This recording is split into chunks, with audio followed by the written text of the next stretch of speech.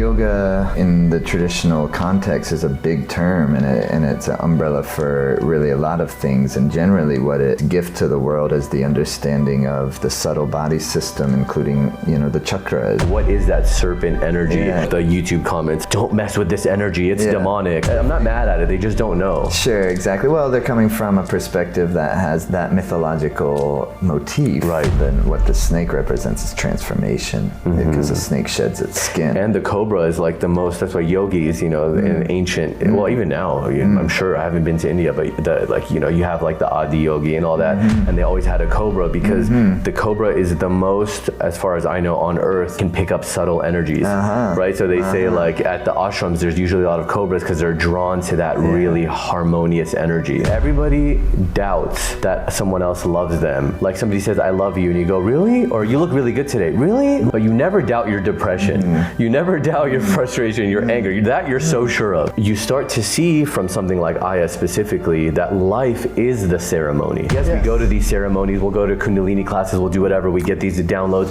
but life is the ceremony. The rhythms of karma are unfailing. The rhythms of life, the rhythms of the ups and downs in life are unfailing. It's on the surface of this thing, although it seems like totally real, totally solid, it's actually empty. It's empty of any real substance, the material world. That's why we appreciate a rainbow, because a rainbow, the one thing we know about it is it's about to disappear. And so we're like, wow, in the body, it's gonna disappear. It seems solid, but we know if you go with high-powered microscopes and you look really closely, it's mostly empty space. It's just vibrating, yeah. It's crazy. Wow. It's nuts, isn't it? Yeah. But so underneath that is some field of intelligence that gives animation to all of this.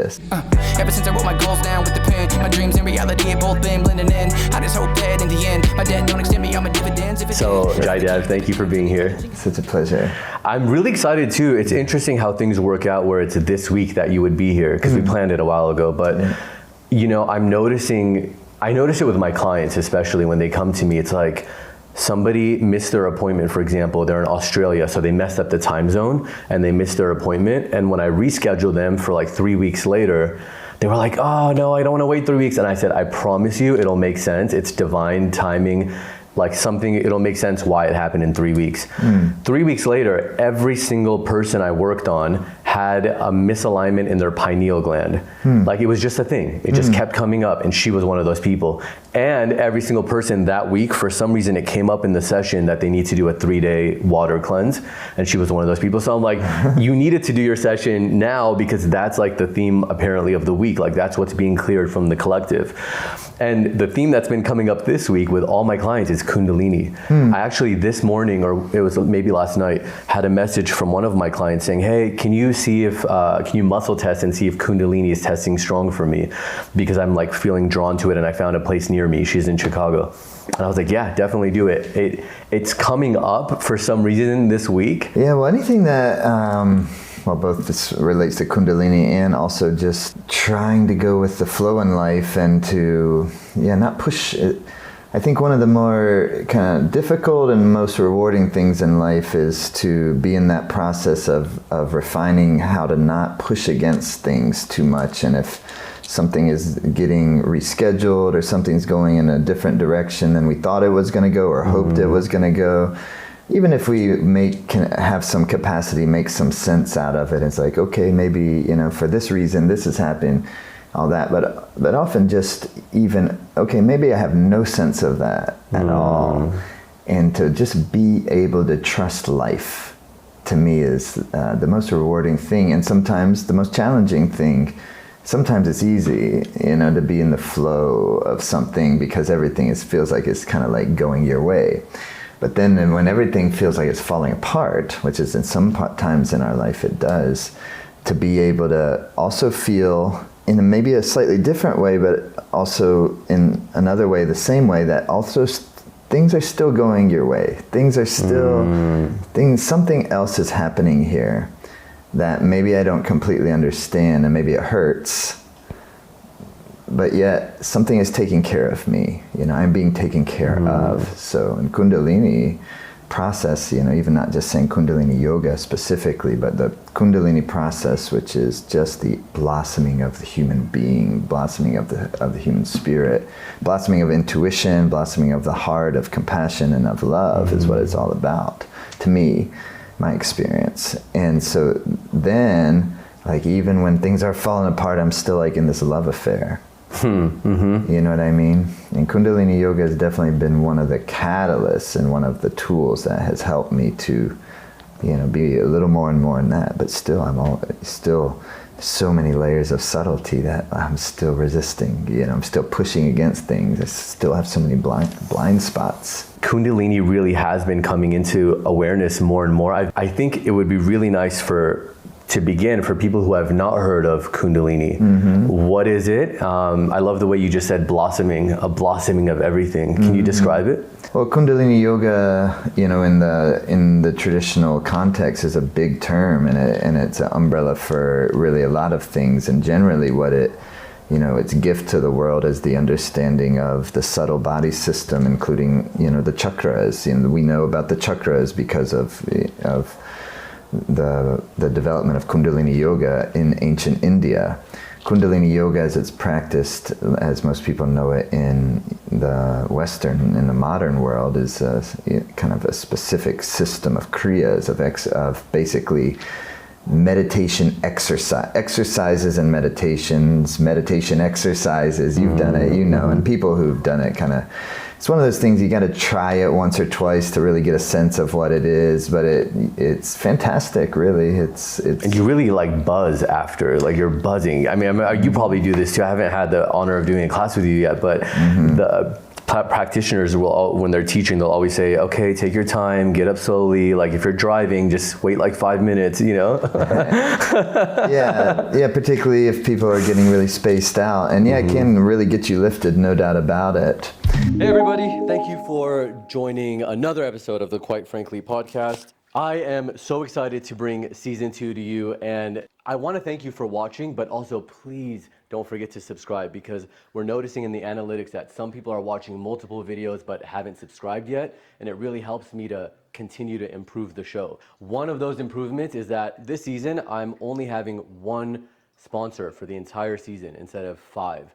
And it's Leela Quantum technology. So they are the official sponsors of the Quite Frankly podcast. And I'm so excited because if you have followed me for a while, you know how much I love this technology. They have multiple third-party double-blind studies to show how this affects your health in a really positive way. But also the way I use it is I write my intentions on a piece of paper like this, and I put it in there, and it's now in the quantum field.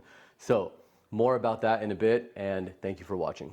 And that's nice, and people love that, because you have to have a way in life to get lifted some way or another, and just really relieve the stress off the system and get the nerve. And that's the nice thing about it. It's a way of getting lifted, but you're actually, strengthening your nervous system. You're actually balancing your glandular system. It's helpful, and there's lots of different ways to do it, and depending on especially with Kundalini yoga, I find depending on the teacher is really gonna influence, what that particular class or experience is going to be like, and there's a lot of different approaches to it.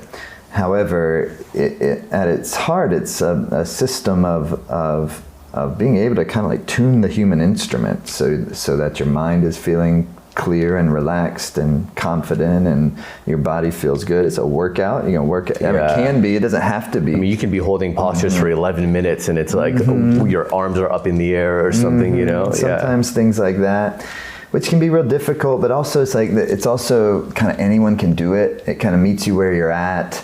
There's not, at least in the way that I teach, I don't teach beginners and advanced. It's just everybody come and you do the practices. And then, but also, especially what I'm most interested in is that you're utilizing it in order to actually be involved in your own life's, to use that same word, blossoming. And I like that word even more than it's not I don't think so much in the context of self-improvement. Even though, of course, it is that you can... That's just a side effect of the blossoming. Yeah, well, I like to contextualize it in a or I can say rather, I don't like to contextualize it so much as self-improvement personally for me, because I start with the disposition, and the thing is, and it's built on, you know, whether we're talking, you know, yoga or, you know, Vedic astrology or Ayurveda, it's actually based on the premise that you are created in this profound love intelligence is what all of this is actually, and even your body and your mind is an emanation of that, and that, so it's like, in a certain way, there's nothing really to improve. We're trying to exalt that. However, what's in the way of that is the mind, as you're saying, like and its tendencies, and my mind's tendencies, my emotional tendencies, that which actually disrupt my ability to experience what I really am and who I really am and what my life is all about. And can I get into that river current, that great dharma of my life, of each of our lives? And that's what we were saying about being able to, can I trust? Can I trust that, oh, this may not be what I want it to happen, but maybe something's unfolding that's actually far grander than I could even imagine. And that is my experience, that is always happening. So that's what I'm into in Kundalini Yoga. The Kriyas, exercise, meditations, profound, wonderful, do get you lifted. And then the more you do them, the more it's really actually helping to, especially with consistency, helps to concentrate your life force in your body, in the nervous system. And then, yes, it gets you lifted, but more and more it kind of helps you to kind of sustain into this kind of space of living, to where you're living with that kind of clarity, relaxed, aware intuition that can be with you both in good times and in really difficult times. And so then it's easier to see that, oh, even though this is a really painful thing that I'm going through, there's still something that is really important and good about it. Even though it might be catastrophic sometimes, there's still something, there's some sort of, and this is where, you know, we'll always fail to analyze it. Like right now, we all have to deal with so much catastrophe. You know, it's seen in front of our faces all the time in ways that, at least in known human history, we never have before, because everything's so highly connected. So how do you stay in this and like not turn away from the suffering in life? So I need to have like a spirituality, if I want to get lifted, I want to get lifted in a space that also doesn't cause me to turn away from the suffering in my life and the suffering in others' life. And that's, to me, like, that's, you know, one of the more harder things, but also one of the more rewarding things. You know what I'm saying? Yeah, and it's interesting because you brought up, like, it's already perfect, there's nothing to improve. Yeah. And it's just like, and I work with this a lot with my clients, is like clearing the emotions, the beliefs, the programs. Once you do that, it's like, then you're just experiencing yourself as you are, rather than yourself clouded by anger, by bitterness, by resentment, whatever else, you know? Absolutely. And I actually yesterday was watching your videos just to get an idea a little bit about your practices, which is so cool, by the way. If people check out your YouTube video, you have like this weekly, I think it's weekly, like a satsang kind of a thing that people can join in. Yeah, Life Force Academy, what's so cool about it to me is what we've put all our creativity and energy and love into is trying to give like the home experience of this stuff. Yeah. Really make it transmit in a fresh, fun, inspired, beautiful, creative way. And I think we do that pretty well. Yeah, you did. It's beautiful. And as I was watching yesterday, you had one video that was about like clearing emotions, which is a big part of what I do. And so I was like, oh, that's cool. It's a good reminder that like in one class of a Kundalini class, you can clear past life emotions, current life emotions. You can feel all these ecstatic things, rebalance certain things, realign things in your body. So it's really like I've heard somebody say years ago when I was a consistent practitioner, they called it the mother of all yogas. Yeah, that gets thrown out there, but it gets thrown out there mostly by the Kundalini. By Kundalini people? Yeah, I know, right? So I don't know if it's the mother of all yogas. I mean, it depends how you look at it, because like Hatha was like the original, I guess. Not necessarily. I don't know. It's hard to say, honestly, because if you the more you try to track it back, the more muddy all this thing. And why does it matter, right? That's the mind really wanting to figure out what was first, what was it, who cares? Hey, like if like that was said, probably like the mother of all yoga is in like a feeling of love and reverence for it, But then I think sometimes it's like, I always steer a little clear of the things that kind of put whatever system I use above something what somebody else is using, because we all have a little, maybe we don't all, but I think it's easy for humans to have a tendency. It's just all the same thing we're talking about: emotions, perspective, superiority complex, inferiority complex, overly confident, insecure. These are the polarities of life. This is the mind and all the narratives it's producing and all the emotional tendencies that are coming out based on magnetism, magnetics, polarities. If you don't want enemies, don't have friends. It's just, you're going to have adversarial energies in life, and you're going to have energies in life that are going to be very, pleasurable, and like a friendship is pleasurable, an enemy is painful. But we all have them, sometimes even our lover for a day can become an enemy, if you're having an argument or something like that. For sure. And then they're reflecting back something to us that we don't want to look in ourselves, or they're being mean, or whatever it may be. So this is the things in life, and so I'm always trying to pay attention to that and all the facets of just how even my relationship with, say, Kundalini yoga. But you're right, like one Kundalini yoga class, acts like a laboratory in a certain way, to where like all these things that we're trying to do anyways, like we're trying to be happy, and we're trying to sometimes figure out what is it in our own mind and our own way of thinking about things that is causing us to be so miserable. And then sometimes you can do one Kundalini yoga session and it just totally like shows it to you, and also helps you kind of release it. And it's almost like, that afterwards it felt like, there was just like a short circuit in the system. And you push this lever that way and push that lever this way, and everything seems to be firing, right? It's like, oh yeah, I'm good. Actually, I'm good. Things are good as they are. There was somebody I spoke to here on the podcast, Sky, and she talks about like navigating the dark side, if she called it, of spirituality, where she was like, I've been in situations where I've been uncomfortable, I've been unsafe, I've been violated one-on-one with a practitioner, things like that. And she was like, I was a lot younger, I wouldn't put up with it now, or I would handle it differently. But she had been in those situations. And I know before we started, you and I talked about Shakti and like that powerful sexual energy as well, that it can be seen as sexual energy.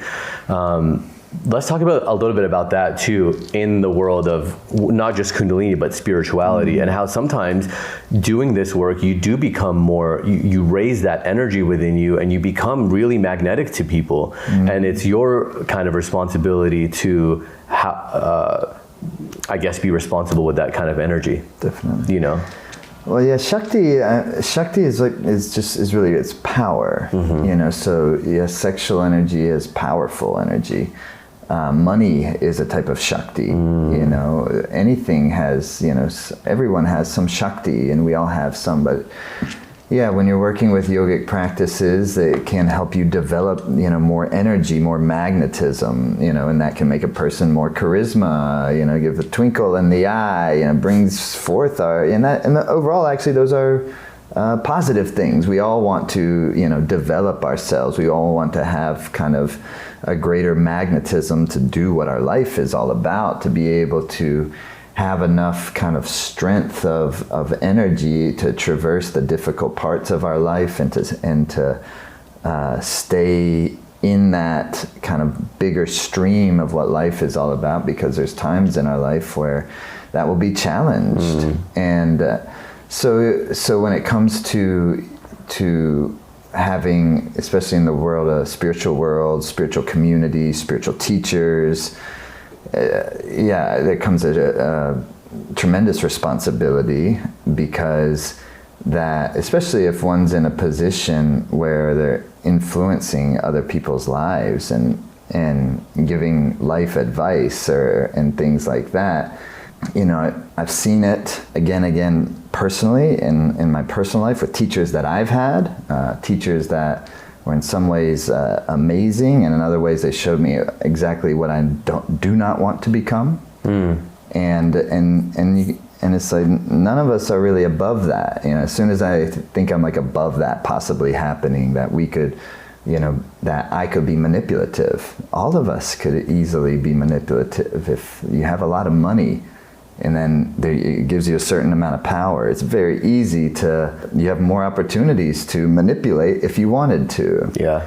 And so, and I'm not saying like manipulation is always manipulation, I guess, has some like negative connotation, but we're influential, and the more Shakti that is there, there's kind of the more potentiality of influencing, especially those who are vulnerable to that influence. It also feels like if you're somebody like Osho or someone like even Yogi Bhajan, like these big personalities, like really dynamic, sometimes I feel like they wanted us to become a little uncomfortable. So they would bring up, I'm not saying that they would do things, I'm not accusing either of them of doing anything, but they would want us to get riled up inside of like feeling that duality. Oh, definitely there's that, you know, definitely there's like, you know, especially teachers like that definitely provoke you and poke you. And I was watching Osho video the other day, and he's like, I want you to hate me. He's like, I want you to either love me or hate me, not in between. Because either way, those are two strong things. So as long as I'm getting you to think something and feel something and move a certain way, that's good, you know? Yeah, I mean, I wasn't around him, although I love, you know, there's so much about Osho, particularly the writings and the books are so good, and the Dharma stuff and his commentaries on various different, you know, classical texts that he gave talks on, and then they've been like his organization, which I don't know much about, other than I've read, you know, a lot of. There's one text that on Osho's gave talks while still in India on Guru Nanak's Japji, and that's been turned into a book called The True Name, and it's very well done, and it's edited great and translated well, and I really like, wow, it really comes through. And then now, of course, there's all these other things going on with these guys that I don't really, you know, take what knows what's benefits, you know, like take what's benefit. But the thing is, though, that the traumas are real, you know, and it doesn't. We don't have to, it doesn't need our or my, you know, I would never, like, I've benefited so much in my life from Yogi Bhajan, for instance. And my life, you know, when I came into contact, particularly with Kundalini Yoga, you know, and it was via Yogi Bhajan, bringing that system of Kundalini Yoga, that I ended up encountering, and it just like totally changed my life and everything. Like looking back in the big scheme of things, like, it's really when I came into myself. It's really when like everything started coming together. And so, but I was learning, I was on the, you know, I wasn't in the middle of that universe.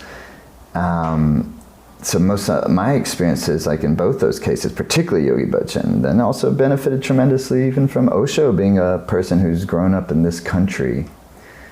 And I grew up in South Carolina, and there was no yoga or anything like that around. And then when I was 18-year-old, I moved to Tennessee, and just like, boom, just happened to come into encounter with it. And I was like, wow. And so ever since then that brought me into Ayurveda and Jyotish, and everything in my life kind of came together in this most magnificent way. And then you learn there's all the dark side of what's happening with all these, and the trail of trauma is real, you know. Doesn't need me to, whatever any of us do, and if any of us are using our Shakti, our influence, our power, our energies to cause harm to another person, that karma is very real. It's going to take care of itself, you know. So I always try to stay in all directions, compassion, you know, to take a phrase from Yogi Bhajan, understand through compassion, or you misunderstand the time. I find that to be very real. And so compassion in all the directions.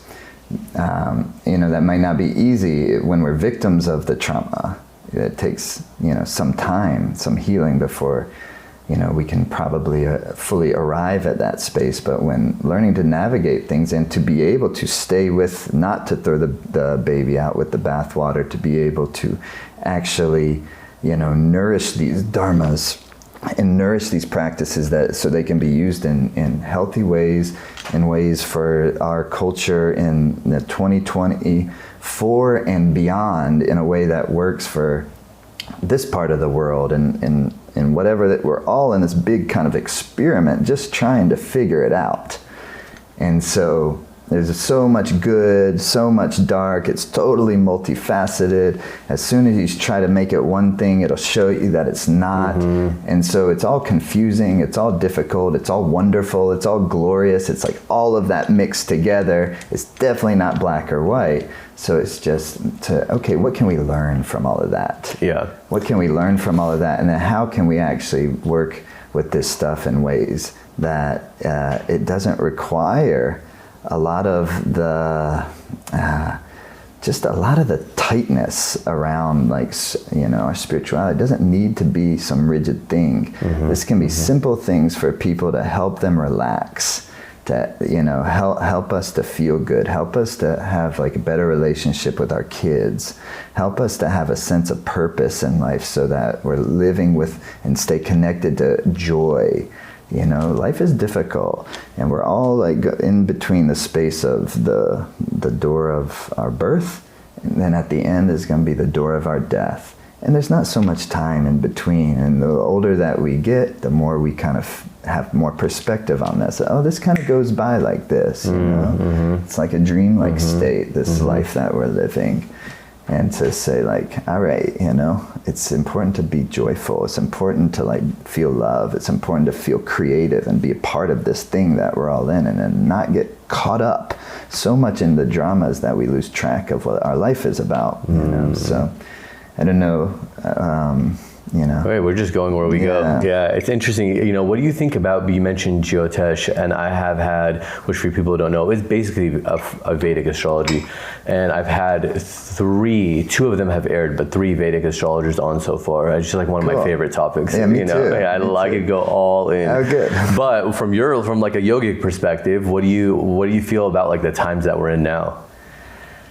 Yeah, they're exciting. I don't, that's one of the things, in the times that we're in now. But is there something like 2020, 2024, 2027? These seem to be big dates.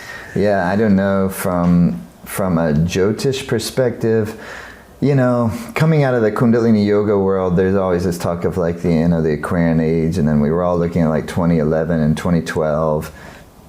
And, I think there's something to all that for sure, but Jyotish isn't necessarily pointing, from my ability to understand it, isn't pointing to any really Aquarian age, but that may be coming from a tropical. Aquarian is very Kundalini. Well, and other things, and that might be coming from some tropical perspective. Yeah. But regardless of the astrological interpretation of that, all that kind of happened as it was said it was going to happen. It was you're going to be able to know anything with a push of a button. Everything's going to be so highly connected. There's going to be so much information that nothing works. This is exactly where we are right now. And it's the things that are going to cause the pressure and stress on the psyches of the humankind are going to be information overload. It's going to be confusion, because you're not going to be able to tell what's real and what's not real. This is exactly what's happening right now. Is that what it says? Yeah. And so, but from the Vedic astrology perspective, we were talking, I think before I can't remember when we started recording, but we were talking about the Saturn-Jupiter conjunctions. Yeah. And that one that we had back in the winter solstice of 2020, and a lot of us, we all went and looked because it was a phenomenon in the sky to see this Jupiter and Saturn conjunction in the sky, really bright right at the time of kind of sunset on the winter solstice.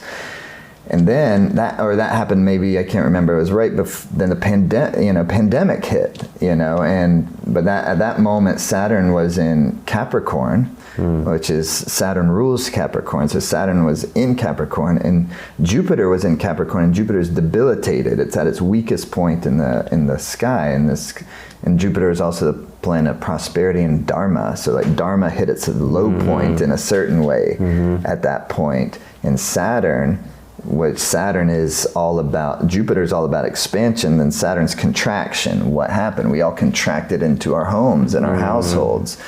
And it was difficult, but it was also rebirthing something, so it's a lot of people now, especially even if I talk to them now, they're like, God, so much came from that time. Like I realized what I was supposed to be doing, or my life changed, or whatever, Yeah, and that's a great example of really surrendering too. Saturn's medicine, is it? Saturn, in astrology, people don't like Saturn. Hey, I just really quickly want to tell you about the necklace that I'm wearing. You might see me wearing it in a lot of these episodes. I actually give it to many of the guests too.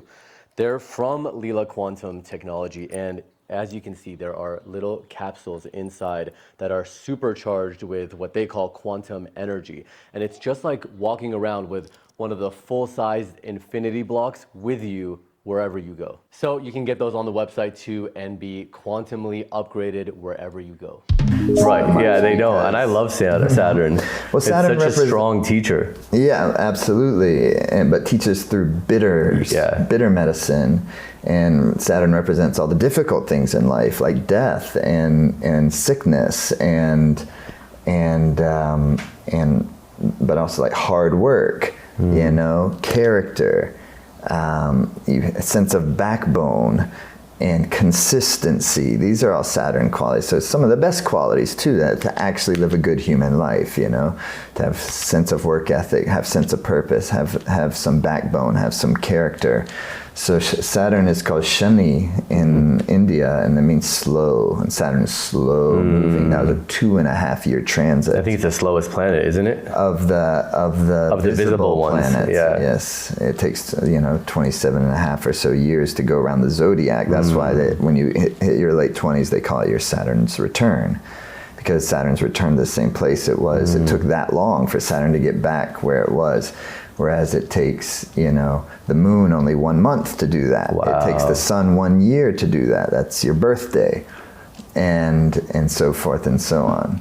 So Saturn moves really slow, so it brings about the changes that have to happen in a slow way, and these are deep things, And when you have strong Saturn transits in life, which we all do, it takes you through transformation, and it'll slow you down in such a way that you'll have to look. And sometimes the way we get slowed down is through difficulty. And or in one way or another, life will contract, and you'll be forced to see things. It's not an evil thing, it's not a negative thing, it's just our karmas. Yeah. Have you ever worked with plant medicine? Yeah, sure. Like Aya? I've never worked with ayahuasca, no, but it's many others. Yeah. There's like a thing that happens, I'm sure with all of them in some way, where like you start to kind of see beyond the veil, or you feel something's different. You start to like see, the crystallization of the world that we live in. And I think that's helped me a lot. I haven't worked with plant medicines in years, but with that sort of surrender, like when the pandemic did happen, or whatever else you were describing in the beginning too, this has sort of been the theme in everything you've been saying, is like the surrender into it rather than resist it. And it's easy when things are going swimmingly, but when they start to get a little more difficult, and like even last week, not my personal Instagram, but my podcast Instagram page was hacked. It took me a week to get it back. All these things started to happen. My travel plan got canceled, all these things.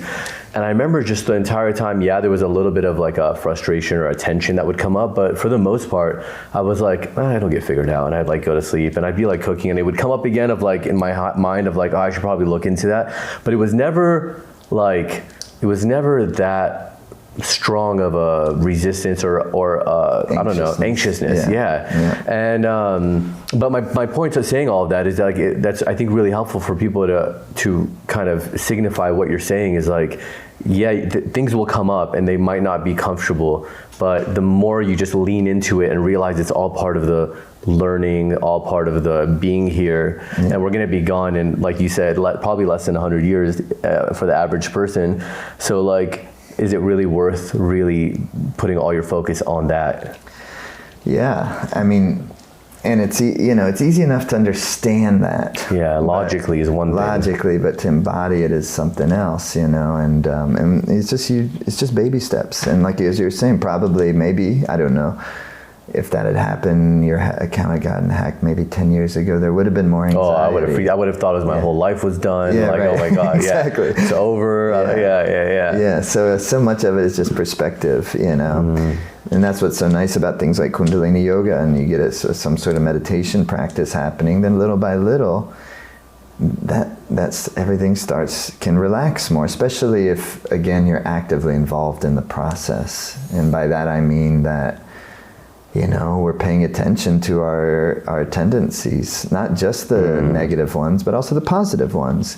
Negative tendencies just simply being defined as, because I'm always saying that, no, we're actually perfect, Negative tendencies means tendencies of the mind that will cause me more suffering. Positive tendencies in this context would be the tendencies of my mind that actually cause me to be healthier and happier and more happy, joyful. So just defining them like that, because it's easy to get like, negative energy, and then we get in, because so many of us suffer from self-loathing, the opposite of self-love, self-loathing. We all do it, it's often something happens, or we go through a breakup and we feel like, we're like a piece of shit, we're not like worth anything, and we lose our sense of self-worth. And so when that happens, what do? Compassion.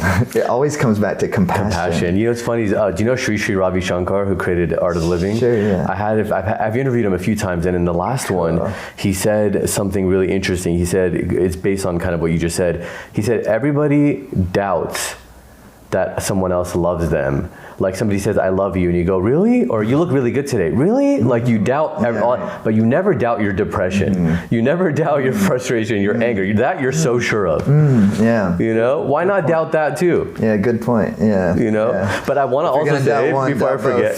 Yeah, exactly. Two sides of the polarities, magnetics. And I want to say too, because I brought up plant medicine, and I have a sleepy brain today, I'm noticing. Like I'm not really there. And but I brought up the plant medicine to say, with the whole hacking of my Instagram and all that, is that you start to see from something like Aya specifically that life is the ceremony. Life is the ceremony. Yes, we go to these ceremonies, we'll go to Kundalini classes, we'll do whatever, we get these downloads, but life is the ceremony. So when I start to see this happen to my page, or interesting, a few clients have been reaching out to me about Kundalini out of nowhere, and then now I'm interviewing a Kundalini teacher, just start to notice these things, then you start to realize, and that's why I think I don't get frustrated as much, or I don't let things, because I look at it as a ceremony. I look at it as like, this is something that I'm experiencing right now. Let me witness it. Why is that coming up? And when you start looking at it like that, it's like almost from a more detached place. Yeah, and it's considering at least even the possibility that this could be helpful. This could be actually ultimately beneficial for me. In other words, this is taking the courageous leap that somehow life is taking care of me. And endeavoring, I might not be able to, but endeavoring to trust that. And so maybe that'll be like, doesn't mean I'm not going to feel like a wave of anxiety come up if my account gets hacked. But maybe to Sri Ravi Shankar's point, maybe I'll doubt that anxiety a little bit. Or in other words, I won't believe it so much that I take it on as a state that I'm inhabiting, as opposed to a wave that is passing. Yes. And that's of course, that's the value of meditation practices. You're more and more able to observe the phenomena of the mind and its emotions, its feelings, without grasping onto them too tightly if they're pleasurable, or pushing them away too powerfully if they're unpleasurable. So anxiety is unpleasurable. And so what we tend to do is we react so intensely to the anxiety that it exacerbates it. Yeah. And that happens when there's not space of awareness between the feeling of anxiety and the space of the observing mind. So to where the anxiety and the observing mind are wrapped into one thing. It says, I'm anxious. I am anxious. I'm an anxious person. If that's, you know, my that's your narrative that you've if that's the conditions that I'm living within, and that's why, you know, meditation practice, you know, Kundalini yoga is a meditation practice. It's what I love. It's what I've always used. It's what works for me, and it's what I teach.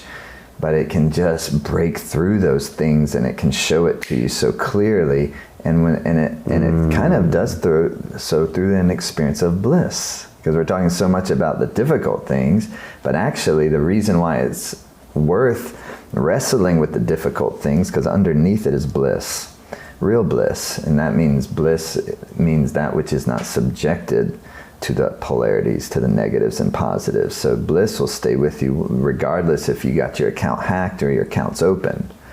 And so bliss is not some fluffy thing, you know, bliss is a subtle thing. And I don't even pretend to fully understand what real bliss, what this is. I'm just saying bliss because we don't really have a word. Ananda in the Sanskrit is it's the state that is really the wisdom state at the nucleus of life. It's love, it's intelligence, but the feeling of it in the body when you go into, as you and I and so many, I'm sure most everyone listening has experienced at some point, to go into a blissful state where you feel connected to all of life. Yeah. Sometimes you get there if you witness, you know, your child being born. Well, probably because in that moment they're so present. You have a child, so you know you're right there right now. And it's the miracle of life. Yeah. It's just the love is overflowing in a way that's just indescribable. But you don't have to have a child to be in that indescribable love. You know, the child that is one of the great, to me, one of the great wonderful things about having a child, being a parent, is it does tap you into that. Yeah. But if you only contextualize it as your love of that you're receiving through parenthood and through having a child, then you stay more limited. But if that's actually a reflection of this great field of wisdom, of love, of intelligence, that's indescribable. Yeah, because I feel like that child, having a child or that experience, it gives you a glimpse. It's just like doing ayahuasca. It gives you a glimpse, but you can't stay. Like you have to now learn how to get there on your own. You know what I mean? Without needing that experience. Absolutely. Of plant medicine or of having a child or whatever it is. Right. You know. And to also, and part of, interestingly, getting there is relaxing and stop trying to get anywhere. And so it's full of, you know, the path is full of just paradox. You're so right. And that's the biggest thing, is not trying to get there. And it's like so funny because we're sitting, you know, back to Osho, said, they asked him, when you first awakened, like not an awakening the way we have awakenings, but when you first, you know, fully awakened where you're not going back ever again, that kind of awakening, what was your first experience? He said, I laughed and I laughed and I laughed at all the lifetimes that I was meditating and chanting and doing this and that to try to achieve something that was always there.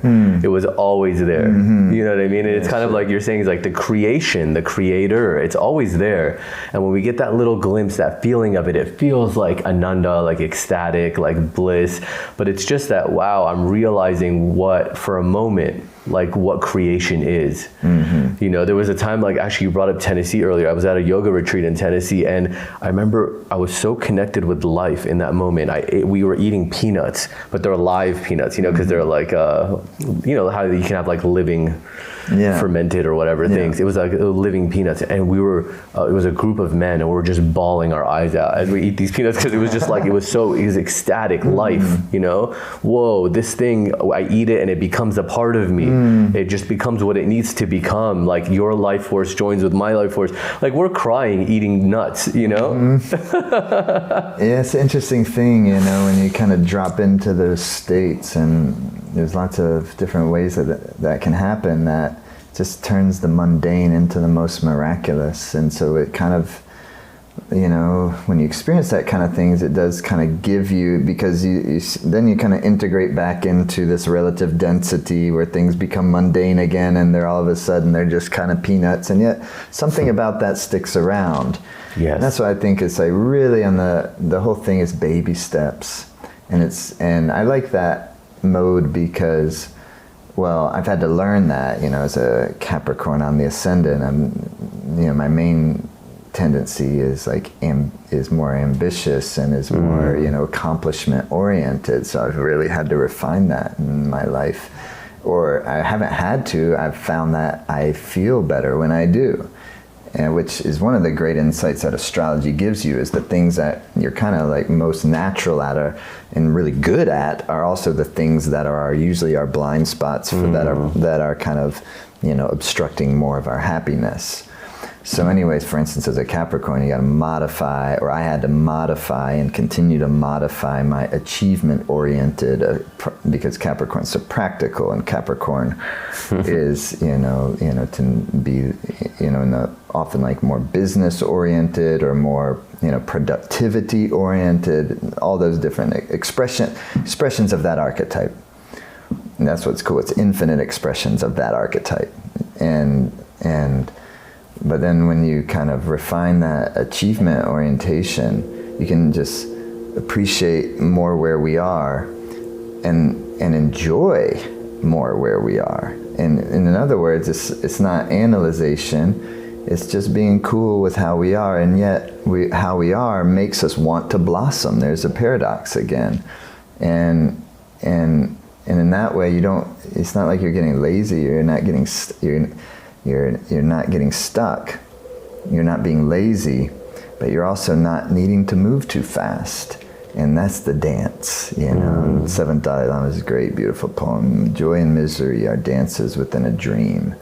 You know, he says that. He says, during meditation, keep the mind unobstructed as space.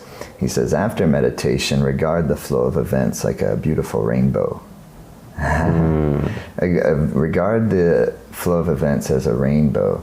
He says,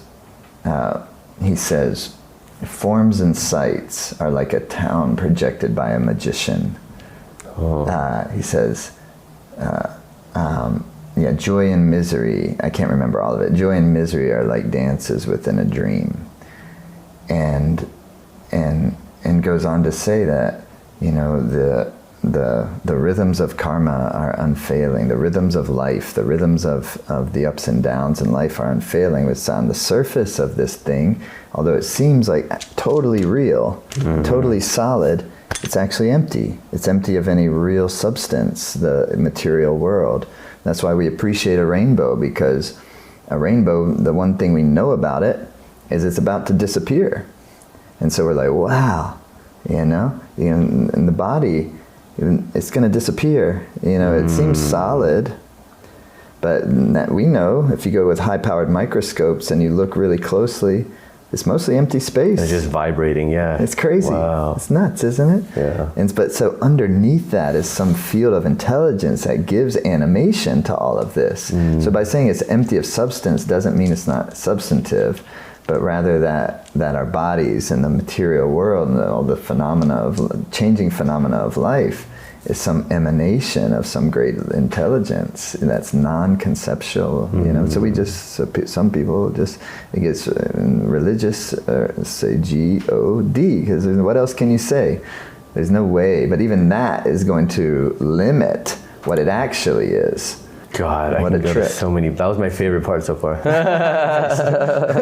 There's so many places I want to go from there. Yeah. But like, speaking of the planets, do you think that, you know, because you brought up Capricorn and all the other things, do you feel like there's a certain way to explain, God, I mean, because it gets so complex when I try to even put it into words for people, it's so hard, but our relationship with the planets, aside from just even, you see it because you've studied astrology, and specifically Vedic, which is very intricate and layered, but our relationship to the stars, our relationship to the planets, I mean, when you describe our hand and looking through it, I see it as a light beings, just like everything else, just like a star is light with some density.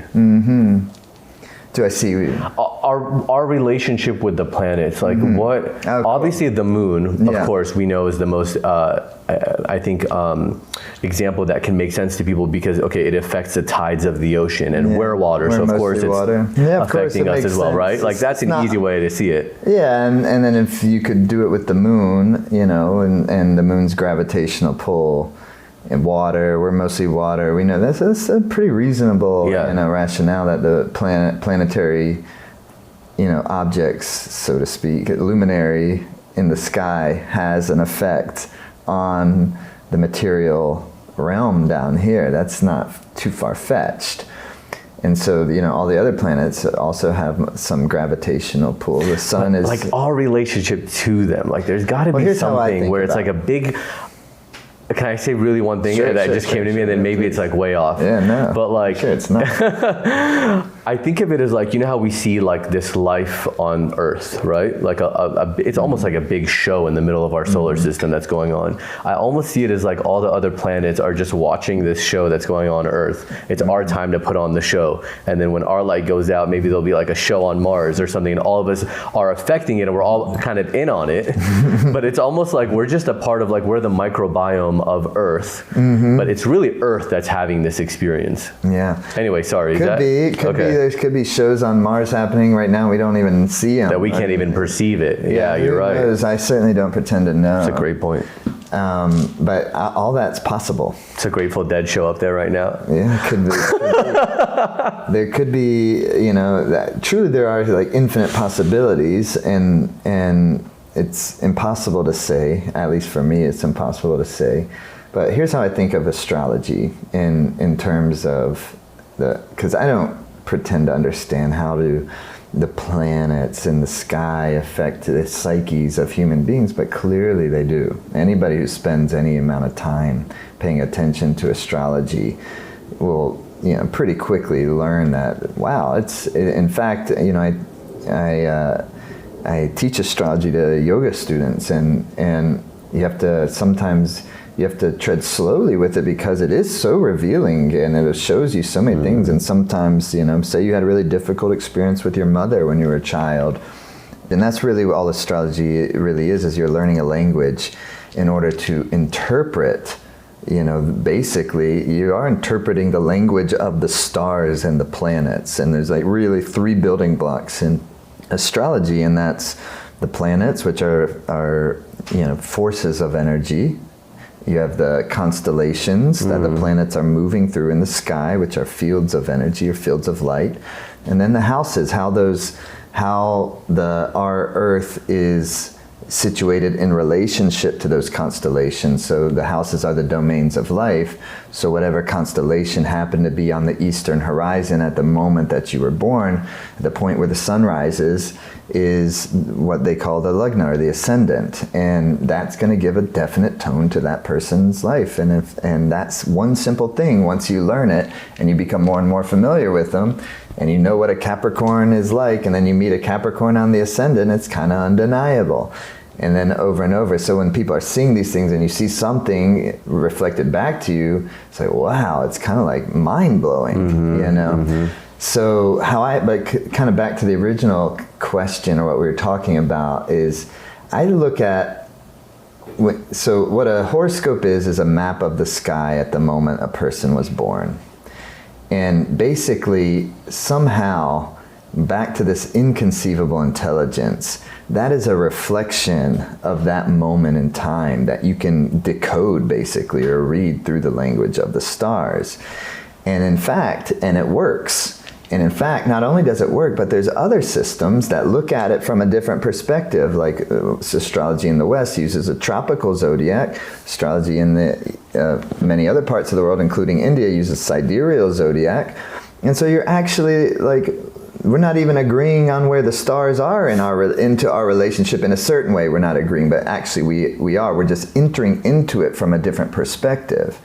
So what's even more interesting about it is that, not more interesting, but just continue the kind of like really indescribable nature of these things, is that you can have a Western astrologer that's interpreting your chart, and a Vedic astrologer interpreting your chart, and using total different points of view by 24 degrees. 24 degrees. And still, they're going to be able to tell you, if they're good, they're going to be able to be really helpful, And I've been really wanting to have a Western astrologer on just to be more balanced, because I've had like only Vedic astrologers on. Yeah. But a part of me feels like and this could be way off, but this is why I want to have a Western astrologer on, is like, yes, they're going to be right, but that's because only 24% of it is off. So they'll be off by 24%. Sorry, but like, you know what I mean? Like, I'm like, of course some things are going to match up because you're 75% on track. That would be some people's perspective, and it kind of used to be my perspective too. But I've kind of changed my feeling around those types of things, because I've just learned, like, and I have friends who are Western astrologers, and they're fantastic. Yeah, my neighbor's a Western. Well, he doesn't do it like professionally, but he's so good at it. And I'm like, dang, you're actually accurate. Astrology's not just a science. Astrology's equally an art. Yeah. So it's not some heady thing, And for instance, I would go to a Western astrologer who I trust. Way before I would go to a Vedic astrologer that I do not trust, So that's just me personally. But I love Vedic astrology. That's why I don't study Western astrology. But just in terms of, But you're saying that there's a big intuitive part to it. Definitely, there's a big intuitive part to it, and I definitely want my astrologer to have not only good intuition but good emotional maturation. Yeah. Because once again, to have knowledge is Shakti. And so if you have the knowledge of astrology, then that person is Shakti. So I want to trust that whoever and also when you're going to get a reading from someone, you're kind of opening yourself up. That's why you always take everything, especially until you've developed great trust, especially take everything with a grain of salt. And even after there's trust, take it with a grain of salt until your experience backs it up for you. So, not giving your power away to a teacher, not giving your power away to an astrologer or anything, even though they seem like totally brilliant and amazing and like they know everything. Don't give the power away, At the end of the day, we all have to go through that death door on our own, It's like, and we go through the life door on our own, We can only liberate ourselves. So anyways. That's a great lesson. Yeah, I think one I've had to learn. Me too, I'm learning it. Yeah. And don't give your power away to your significant other, and love them, but that's not called codependency. Exactly. And so anyhow, cut those cords. I had a friend of mine who's a great astrologer, and he started in Vedic astrology actually, but he met a teacher who uses tropical zodiac. And he gave me a reading recently. I went get a reading. I wasn't going to, study. And it was fantastic, and as a tropical. So when it comes to like choosing who I might like go to advice for, I'm open to going to anyone, really. I love that about you. Yeah. There's actually, I had Joni Patri on, who's she's great. She's I don't know her personally, but she's great. She's amazing. She was my last guest of season 1. Yeah, cool. Did really well. People loved her readings and her. Yeah, she's great. What's cool about her, she actually started with Western and went into Vedic. That makes sense. Right, that happens more often than what you just described. But what I liked about her is that she actually will pull from, even though it's majority Vedic, she's been studying that for 27 years, but she's like, there are some things in Western that I'll bring in because I feel like they do work, and they're not addressed in Vedic astrology, but they really work. I've seen them work. So she'll work with Neptune and Uranus and see how that impacts. Some Vedic astrologers will use the outer planets for sure. Yeah. And that's the thing, we all kind of find our own way of working with it, and if we have our way and we're building our own relationship with whatever the system that is that we're using, that system will start to speak to us. My friend, we were talking about this, who gave me that consultation, it's like, it's interesting how that can work. He's like, well, it's a sphere, you can look at it from any perspective. So that's an interesting way of thinking about it too. Super interesting, yeah. So whatever, there's something to say about us having a system and sticking with it, and because as long as you try and do everything, you end up doing nothing. So finding a system that works for you and then going with it. And that's how I am. I like Vedic astrology, and I love it. It's my astrology mentor always says, there's already too much stuff in Vedic astrology. We don't need to add anything else. That's what Joni says too. Yeah, I'm taking her university right now. Cool. It's 2 years. Oh, that's awesome. It's like crazy. Oh, that's so great. Deep. Yeah. That's great. That's going to be so rewarding. It has been, and it's like you know how you mentioned, I think it might have been before we started recording, my 8th house in Venus in my 8th house. Yeah. She and another astrologer have both told me, they're like, because you have Venus in the 8th house, you'll make a good astrologer. So just do it. I don't know if I want to be, but I want to learn it. Yeah, well, it'll only bear fruits for you. And I've never given, I've never, like, nobody can get an astrology consultation with me. I've never, but I do it all the time with my friends and with students, you know, and look at lots and lots of charts. But I don't think of myself as an astrologer. I think of myself more as a yogi who uses astrology to help the yoga. But what's so cool is I've never seen anybody else do that. Like you're utilizing it as something to help you with your yoga students, and I'm utilizing, or I'm going to, when I feel prepared and ready, start bringing it into my clearing sessions where I'm like, let's see your chart, because what I do now, basically, just for you or anyone who doesn't know, is I'll say, oh, you have abandonment and a cord that was created with your dad, and also, I don't know, vulnerability and insecurity, all from the age of 8. So I'll be like, what happened at age 8? And they're like, oh, my dad left. You're picking that up through your intuition. Then I'll use muscle testing. I use magnets, all kinds of things. And also I'll tell them things, and then I'll say you have a misalignment in your pineal gland because, you know, this happened when you were 15. It happened yesterday, actually. A woman, I said, you were 15. And I said, I'm sorry, but I normally don't ask because it's not therapy. We don't need to know. But this has come up like 7 times in your session already, 15, and all these like pretty intense things. Did something happen? And she started crying. She's like, I've never told anybody this. She was something happened to her, you know, really vulnerable thing. And my point to that though is like, it'd be amazing to also be able to then pull up her chart and say, okay, look, this is going on in your chart. That cycle's over. You never have to look at that again. This is now your new chart. But you know what I mean? Like, I think it can help, but I, like you, don't see it as me being an astrologer. I see it more as like being a really powerful tool for what I'm already doing. Yeah, I mean, it immediately gives, you know, even the fundamentals of it gives meaningful insights into how to connect with people, how to understand people, how to help them even, you know. Just even knowing, okay, there's a Libra ascendant with Venus in the 8th house, like, that one piece of information gives, you know, tells you a lot, and that's just one of just like, you haven't even opened. And that's like the starting point. Yeah, it's just the starting point. And everything else will, you know, give a lot more shades of color to that. But yeah, the Lord of the Ascendant in the 8th house as a Venus could make somebody extremely intuitive, psychic even sometimes. Oh, for sure. I think I told you before we started about the dreams. Oh my God, growing up, my mom would always ask me like, what did you dream about last night? Because I would have these dreams that would happen all the time, you know, constantly. And I could tell if it was a premonition or a dream. You know what I mean? I could tell if I'm like, oh, that was significant. And I'd like get up sometimes and write it down. You know what I mean? And I'm like, I was like a kid. Yeah, and that's Moon in the 12th as well. Is it really? Yeah. Okay, so I'm not fully there yet. 12th house is, well, dreamy. Well, I will say that the guy, the astrologer that I told you that, guy is so interesting, because Joni came on, right? And she makes all these, I still get DMs about it today where people are like, did you meet your person yet? Because she's like, you're going to be with someone extremely wealthy. We're talking billionaire. And by the way, like, for people watching, I've been with billionaires, okay? Like, it's not, I never thought I'd go back to that. I've had probably 3 significant relationships, 2 are billionaires, you know what I mean? Like, that's not ever something I ever craved anymore, wanted. I'm like, seen that. Yeah, like I want to live in an ashram. That to me is like so incredible, you know? I want to go have a farm in Europe by myself. And so, but she said these things, and I made a joke of it. I was like, okay, good, I'm tired of all these bums I'm dating, you know? But the truth is, like, I really don't fully care that much. But this guy comes on. I booked a session with him. I didn't even use my first name. I used my birth name, Firas Elaridi.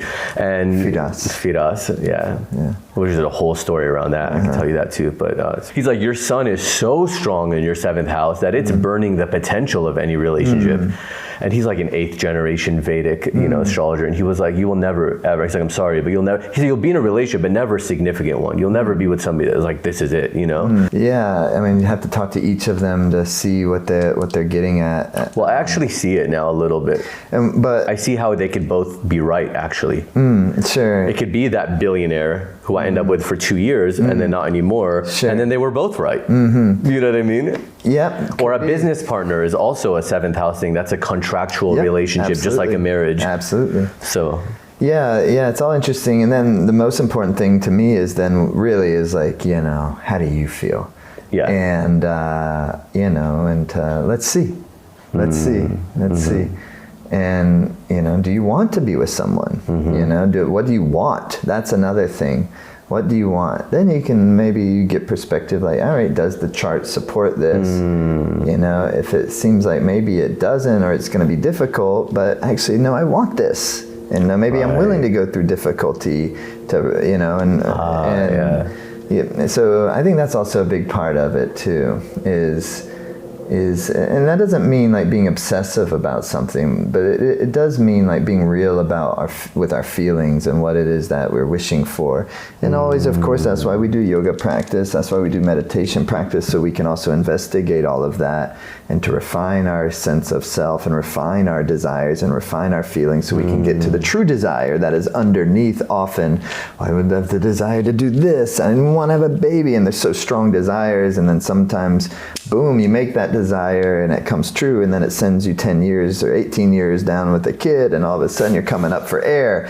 So it's nice to like be able to step back and be able to see, what do I really desire, you know? And as we get a little older, it's a little easier to do that. It's not just pure magnetism, you know, but we actually self-effort. Yeah, and yeah, you know, more of a, all right, here's what I want, but what does life want of me?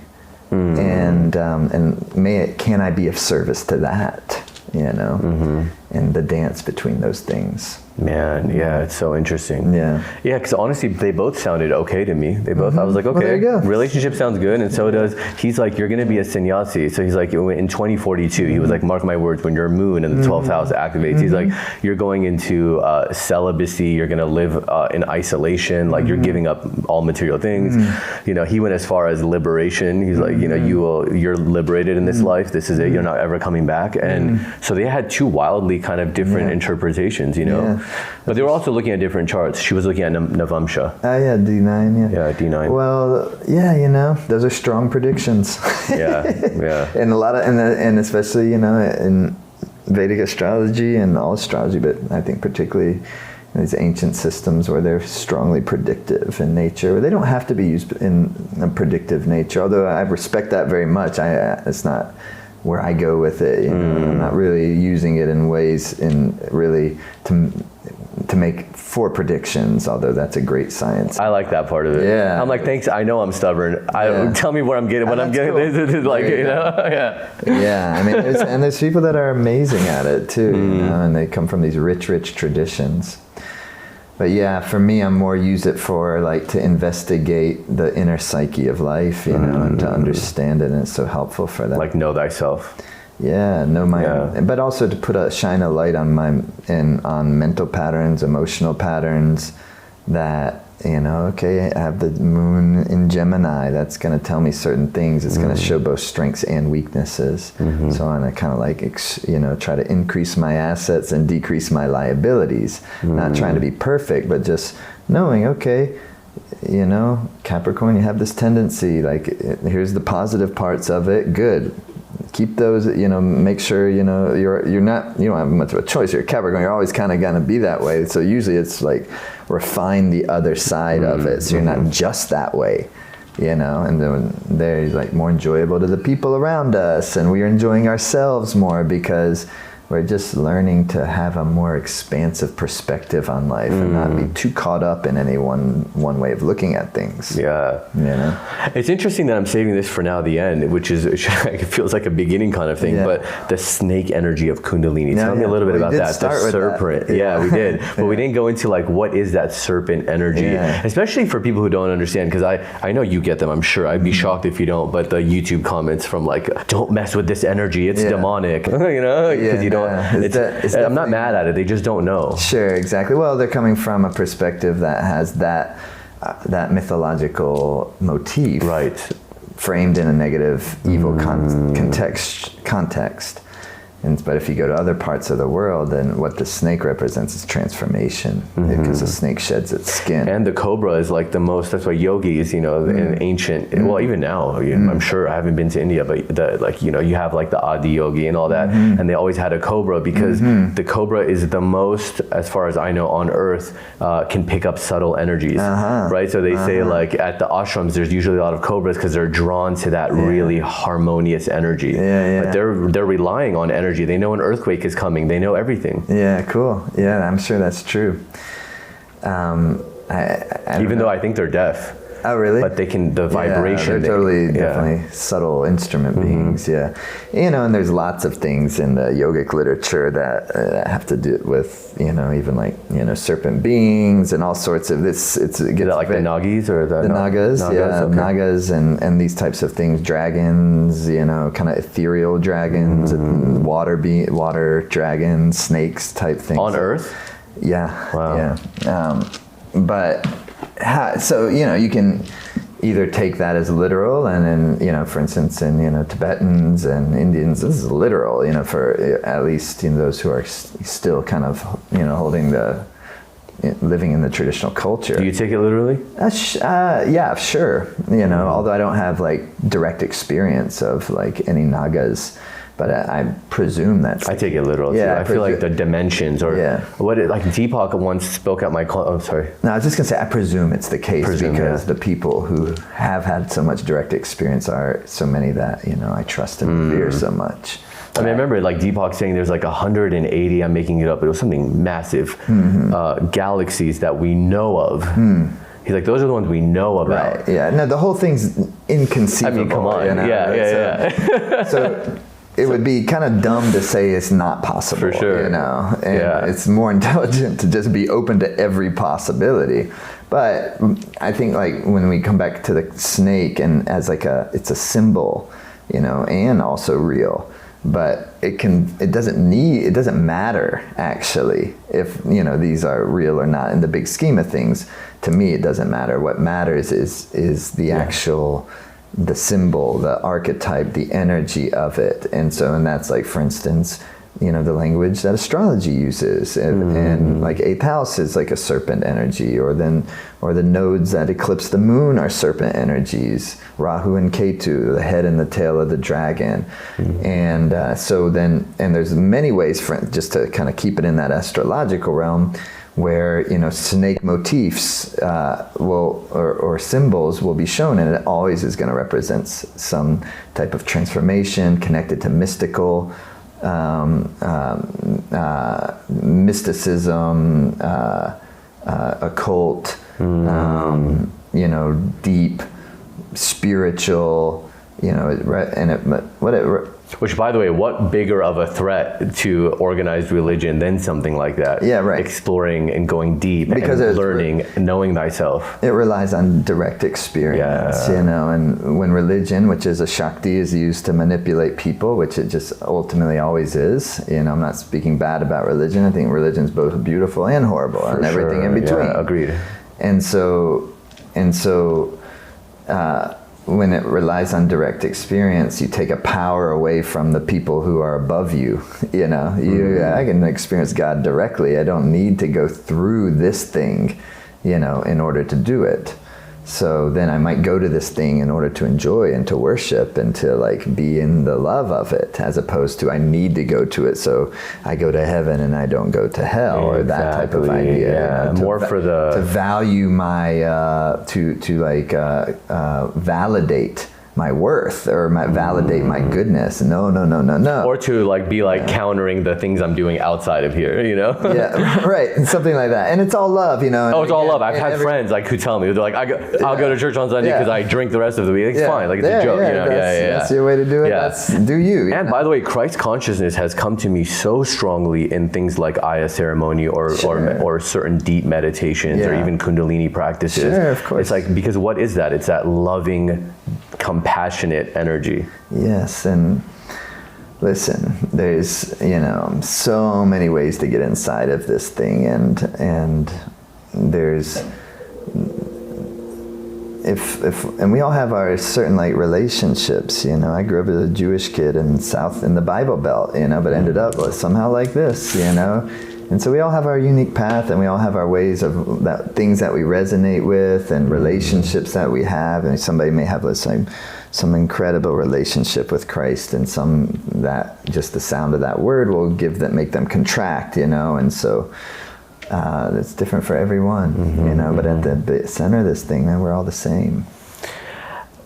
This will be the last thing that I ask, aside from just something about you, where people can find you and stuff. But I'm guilty of this too. I've done it. It's thrown around so much. Kundalini awakening.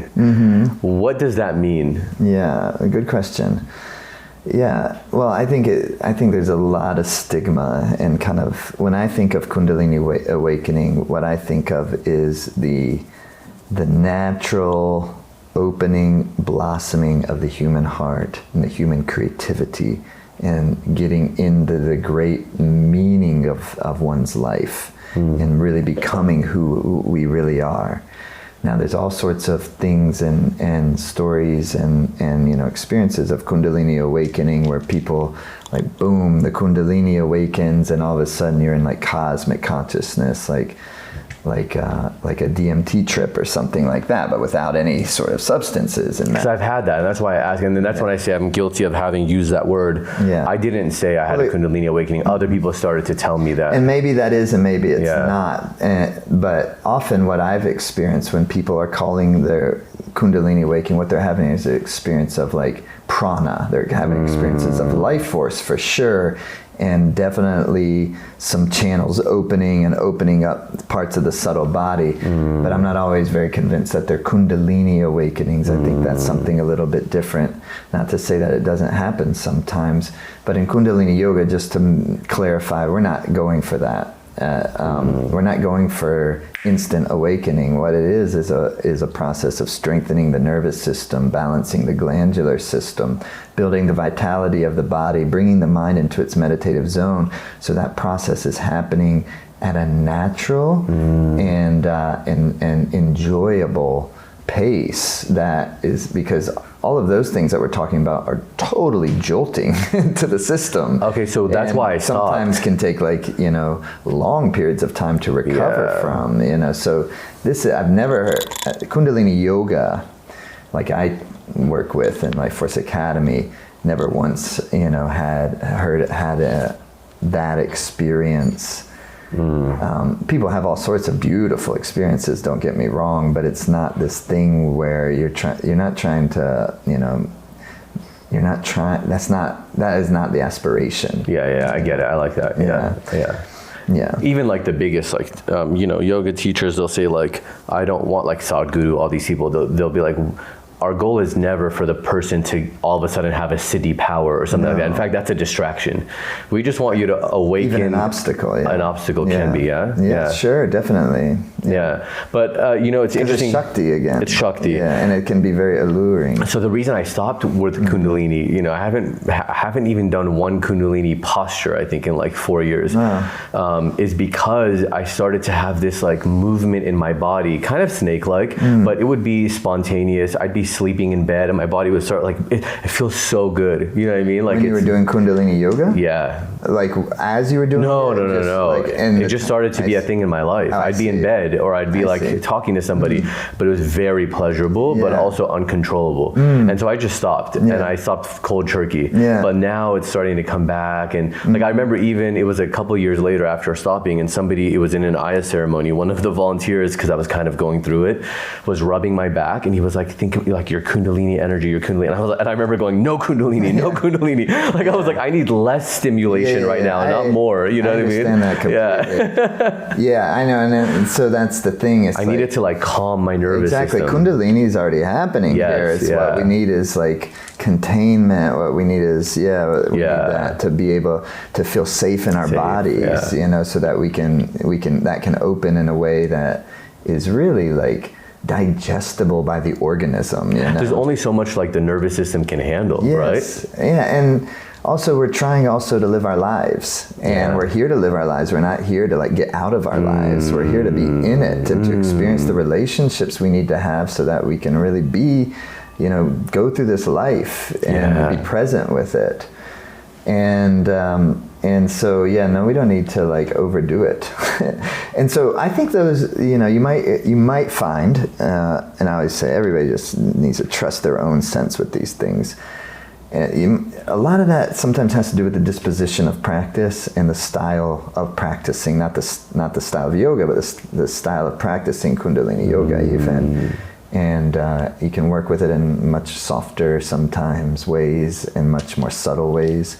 And then combine that with also your aspirations are different. You're not trying to blow the lid off the thing.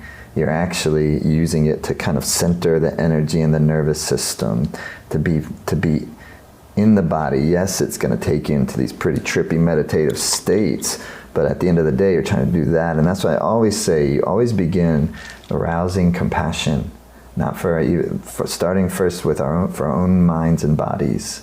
And the predicament that we're in life. Start always there.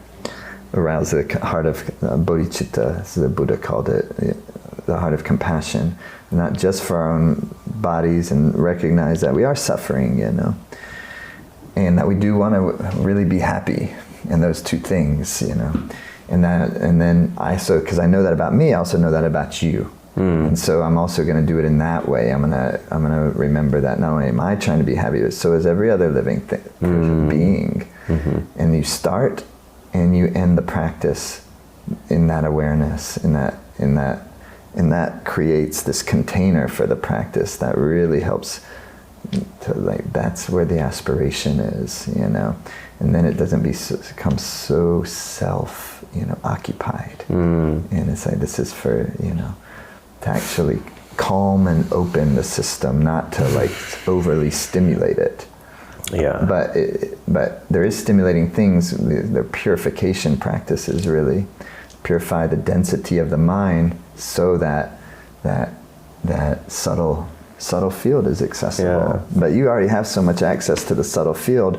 If you do practice again, it would be, you know, making sure you practice in a way that's quite gentle, you know, and it doesn't need to be like fiery to be powerful, you know. It can be quite subtle and rhythmic. That's why when I'm teaching, you'll always notice the emphasis is not on, it's on rhythm, softness and spaciousness and rhythm put together, as opposed to, you know, really going after it. Sometimes there's certain situations you bring your energy up, you got to get at it, because sometimes there's, you know, that's the mood.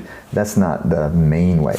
The main default way of practicing should be soft, rhythmic, you know, smooth, you know, more feminine. Less of the like, boom, you know, super ultra masculine style practicing. Well, you describe it as a blossoming, and a blossoming happens slowly. That's slowly. Why they do time lapse. Never in a rush. Never in a rush. That's why I use that word. I have a few like tattoos, but my first one was Ong Namo Gurudev Namo on my back. Beautiful. And it was during that time where I was like really into it. Can you describe for people what that means, Ong Namo Gurudev Namo? Well, it's used as a mantra at the beginning of a Kundalini yoga class to kind of open the space. Ong is like the sound of creation, really.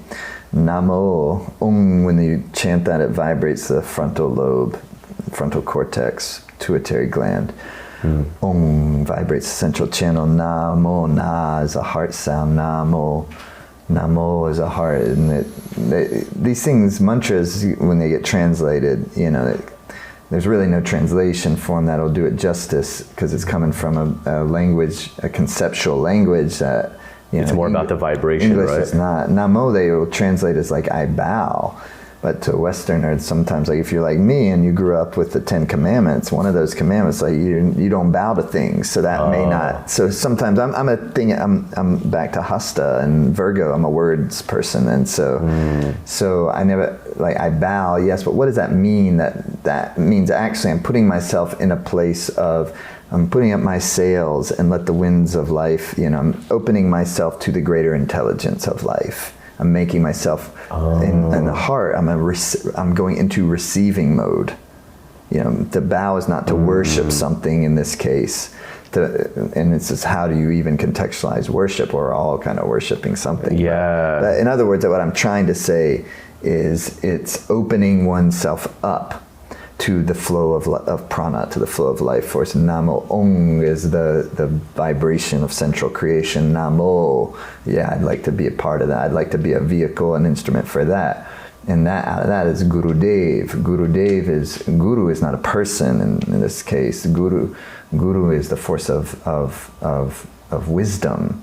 Gurudev is the force of wisdom that comes from the nucleus of creation, of life itself. It is Gurudev, the wisdom of compassion, the wisdom of intelligence, the wisdom of, it governs all the forces of, nature, gravity, and the subtle laws. It's like, I'm trying to get inside that thing, Gurudev Namo. So it's basically a way of chanting a mantra to open a class, just like I was saying. For me, that's what I always make sure to emphasize first is compassion, arouse the heart of compassion.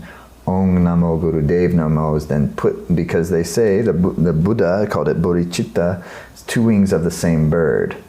One is wisdom, the other is compassion. He said, even the mighty eagle with only one wing cannot fly. So you can, and that's what sometimes can happen, is you can get lots of wisdom or lots of knowledge, but without the compassion, without the love there, then that Shakti can be dangerous. So it has to be both. Yes, we're going to have lots of knowledge and lots of, be like, whoa, profound, shown things. But always there must be compassion to hold that. That's the basket that everything else must be held in. For sustainability on this thing, to keep going, to soften the edges, keep it love, keep it pleasurable, keep it feminine, keep it joyful. And so, Om Namo, Gurudev Namo, that's kind of what it is, But what they'll translate is I bow to the teacher within, or something like that. Yeah, I've heard it as I bow before my higher self. Yeah, like that. It's like much more simple. I could have just said that, but for me, I'm always having to Well, I knew you were a person with words before. When you said, I said, Kundalini can make you feel really buzzed, and you said, yeah, it can make you lifted. It can get you lifted. Yeah. And I was like, oh, okay, he knows words. Yeah. Well, we have that Virgo in common. Well, same was like earlier when I said, use that, and then I changed it, like astrology. I didn't say use it in my sessions. I said we can utilize it. Utilize it. Yeah. It feels less abrasive than use it. Yeah, I like words. I think words are so important and so insightful. That's all through time. Wisdom of cultures is preserved in language. Yeah. That's why it becomes, catastrophic and tragic when, indigenous cultures lose their languages, because in those cultures there's so much wisdom that we need actually to stay alive and happy on this planet, Wow, thank you, brother, for coming on. This is so great. Yeah, really nice. What would you like to leave people with? I know you have the Life Force Academy, and that's probably the best way to find you. Yeah, definitely. Lifeforce.yoga if they type that into the browser. Oh, that's cool. Or, Life Force Academy, Instagram, Jaidev Singh, Jaidev108 is my handle. I'll link them all for sure. Yeah, they'll all be there. But Life Force Academy, we do all sorts of cool things. We every full moon, there's often free, broadcasts on the full moon. And lots of free stuff we do. And that's powerful. So that helps with new moon energy, right? Yeah, we do new moons and full moon. We do new moons in our member portal. We do full moons often. We're doing all, if folks follow us, you'll see we're doing stuff all the time. And in our membership portal, which is really it's pretty accessible, pretty cost efficient. I teach in there every week. The classes are really full, really, they're a beautiful production. This music, we have all our own original music. I have the pleasure of working, with, to me, one of the greatest bands in the world, and who the leader is of their band is Simrit, who's a lot of people know. And also, I was married to for 20 years. We have a beautiful, son together, 18-year-old son, and we still work together, and do Life Force Academy. And so we have there's this whole musical arm to Life Force Academy that to me is what I'm among the things I'm most excited and inspired by. So it's a whole vibe. It's a whole experience. And so people can watch and do Kundalini classes from home? Oh yeah. It's made, from home, yeah. And of course, I travel around. We do big in-person events, but our main thing that we do is we get it right into people's home in a cool way, in ways that anytime they can do the live stuff, they can do it on their own time.